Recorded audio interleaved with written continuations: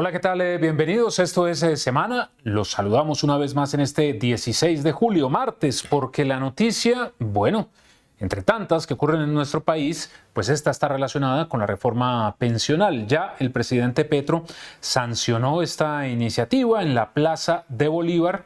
Entrará en vigencia a partir del 1 de julio de 2025, pero también la otra noticia es que se viene una avalancha de demandas en contra de esta ley. Veremos a ver qué ocurre en los próximos días. Y nuestro invitado, Carlos Fernando Motova, senador de Cambio Radical, porque desde este sector ya está lista una demanda en contra de la pensional. Senador, bienvenido a Semana. ¿Cómo le va?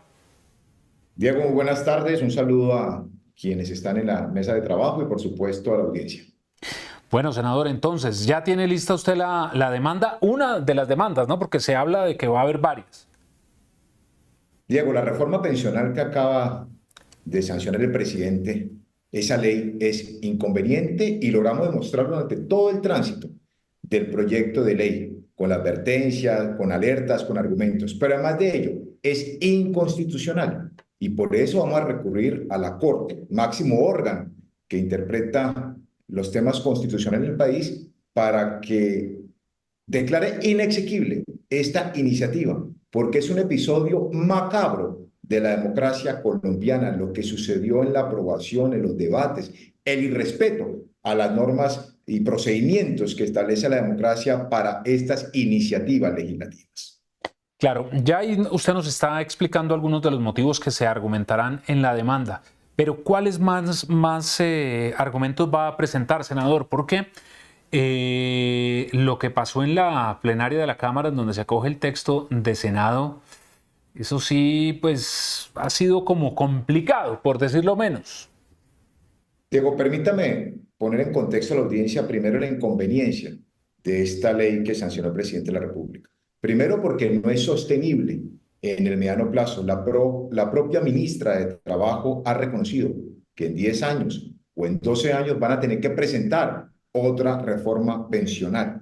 Segundo, el ministro anterior del Interior, que fue hasta hace 15 días, el ministro Luis Fernando Velasco, mencionaba la urgencia de tramitar otro proyecto de ley para corregir supuestamente los errores de la reforma que había aprobado la Cámara de Representantes.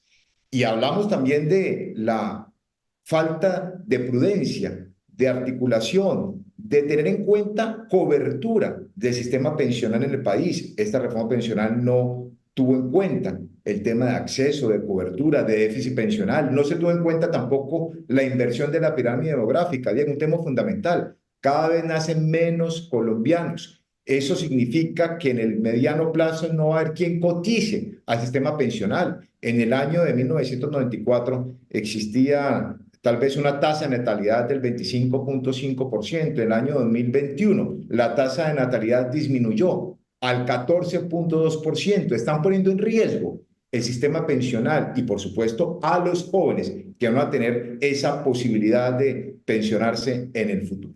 Y cuando hablamos de los temas procedimentales, Diego, pues son varias las fallas, las alertas que hemos detectado. Primero, en la plenaria del Senado, donde no se permitió que las proposiciones que sustentamos pudieran tener una discusión amplia. No se dio ninguna retroalimentación por parte de los ponentes. Tal vez la coordinadora ponente habló 2 veces durante cerca de 7 sesiones que tuvimos en orden del día la reforma pensional. Tampoco escuchamos en el debate propiamente de la plenaria del Senado a la ministra de Trabajo. En la plenaria de Cámara, por supuesto, se examina y se puede evidenciar mayores errores y desconocimiento total del reglamento del Congreso. ¿Por qué razón? Porque vulneraron el principio de bicameralismo, no se permitieron entregar las garantías a la oposición, no se cumplieron los principios democráticos, vulneraron el principio de consecutividad. Lo que se aprobó en la Comisión Séptima de Cámara no fue ni siquiera discutido ni debatido en la plenaria respectiva de esa corporación. Tampoco se tuvo en cuenta las proposiciones que presentaron integrantes de la oposición o partidos independientes para mejorar ese proyecto de ley. Por todas estas razones, es que estoy convencido que la Corte Constitucional va a declarar inexequible la reforma pensional que hoy sanciona el presidente de la República. Senador, mire, debo preguntarle lo siguiente. Durante la transmisión del evento que se hizo en la Plaza de Bolívar, entrevistaron a varias personas de la tercera edad y bueno, a otras personas no necesariamente de la tercera edad.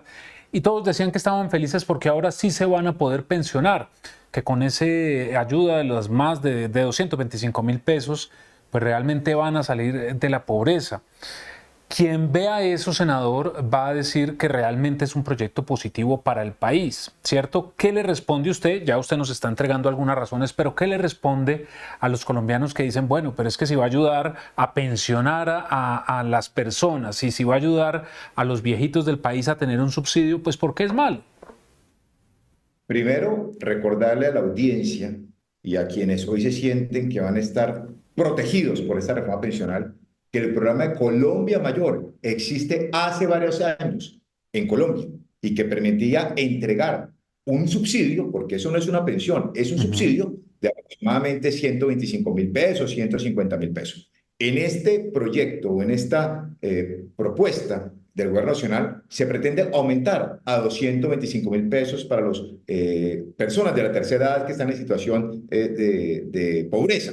Pero hay que ser enfáticos en lo siguiente: no se trata de una pensión, es un subsidio que sale del presupuesto nacional. Nada tiene que ver la reforma pensional con aumentar ese aporte o ese subsidio para las personas de la tercera edad. Bien podría el presidente de la República entregar un mejor ayuda a la tercera edad, aumentar el subsidio, tal vez disminuyendo ese programa de los jóvenes de entregarle 1.000.000 de pesos para que supuestamente no asesinen, no maten, Eso suma 1.5 billones de pesos, ¿no? Lo de pagarle y a los jóvenes 1 millón destinarle, por no matar.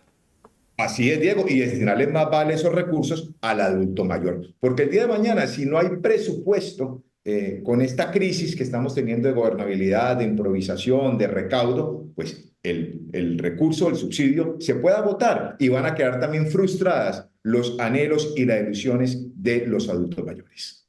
Bueno, senador, en cuanto a tiempos, ¿qué se viene ahora entonces después de esta demanda? ¿En la Corte hay unos tiempos establecidos?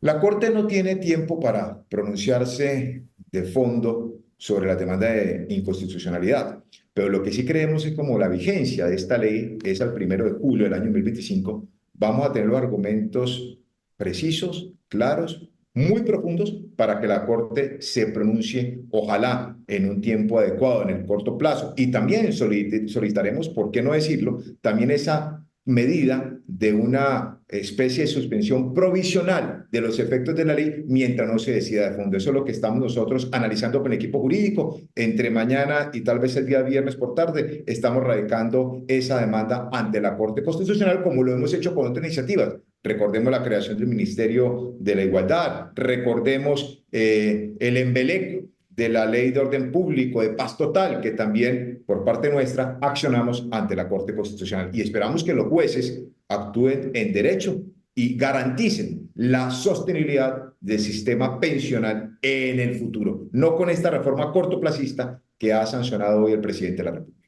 ¿Cuáles son los escenarios que se vienen en la Corte, senador? Si se acepta la demanda, digamos, se habla de que se pueda declarar inexequible en su totalidad, de que pueda ser parcialmente o, por ejemplo, lo que pasó con el Ministerio de la Igualdad. ¿Esos son los escenarios que hay? Yo creo que en este caso, por el desconocimiento grotesco de los principios democráticos, de las normas en materia legislativa, la Corte tendrá que proceder a declarar la inexequibilidad de esta norma en forma inmediata, sin diferirla en el tiempo y, por supuesto, protegiendo no solamente a los posibles colombianos que se van a pensionar, sino también las finanzas públicas. Oiga, senador, mire que hace rato no pasaba en el Congreso eh, que se presentaban demandas contra iniciativas que se tramitaron y las han venido tumbando, no por el trabajo de ustedes, porque nada tiene que ver una cosa, pero sí por el afán como del pacto histórico en tramitar diferentes iniciativas y de sacarlas rápidamente y de enviar ese mensaje. Se aprobó, pero realmente se están cometiendo errores de fondo. ¿Por qué será?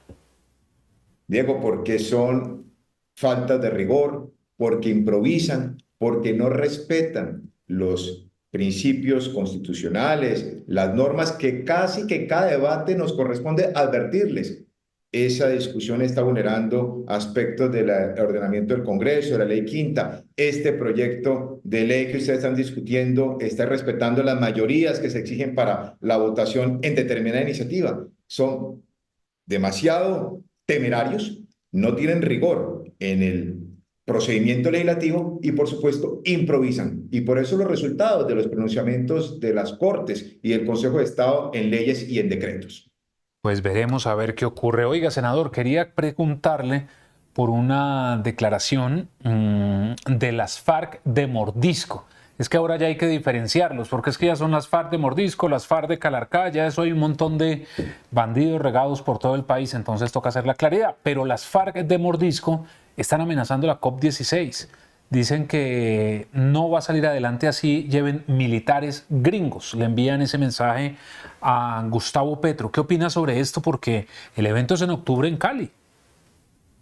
El gobierno nacional permitió que esta organización terrorista, criminal, se fortaleciera, tuviera mayores recursos humanos, tecnológicos y, por supuesto, una mayor presencia en el suroccidente del país. Pero adicional a ello, también hay que reclamarle al gobierno departamental anterior y al actual, me refiero a la gobernadora actual del Valle del Cauca y a la que precedió, que no tuvieron compromiso y no han tenido una verdadera voluntad o acciones para contrarrestar el crecimiento de estas bandas al margen de la ley o poder sustituir los cultivos con inversión del departamento y poder prestar ayuda a quienes están hoy sufriendo con dramatismo esa situación de inseguridad en Jamundí y en general en el Valle del Cauca. Muy preocupante ese anuncio de la FARC de no permitir o de amenazar ya de manera directa la realización de la COP16. Urge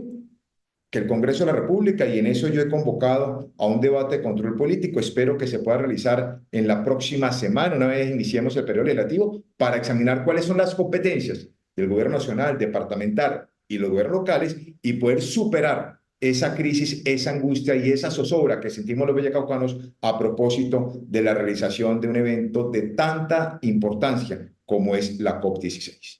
Sobre todo, senador, que mire que pues acaba de terminar una Copa América y esto nos recuerda lo que pasó en 2001, hablando de eventos internacionales, guardando por supuesto las justas proporciones. En 2001, un par de países no vinieron a nuestro país justamente por la situación de orden público.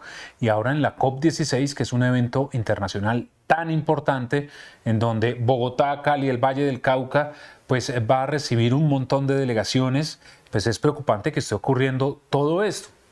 Claro, Diego, pero además lo que ha venido haciendo esta organización, me refiero a las disidencias de la FARC, usando drones de alta tecnología para perpetrar actos terroristas. Esto, y no ha existido hasta ahora ningún elemento que permita evitar o permita bloquear o desterrar esa práctica de la utilización de drones. Lo ha dicho el ministro de Defensa hace tal vez la semana anterior, pocos días, decía que no tenían aún los recursos para poder contrarrestar esa tecnología y parece también lo propio que está ocurriendo en el gobierno departamental. Muy preocupante, insisto, y corresponde con más urgencia adelantar el debate de control político que he propuesto en la Comisión Primera del Senado.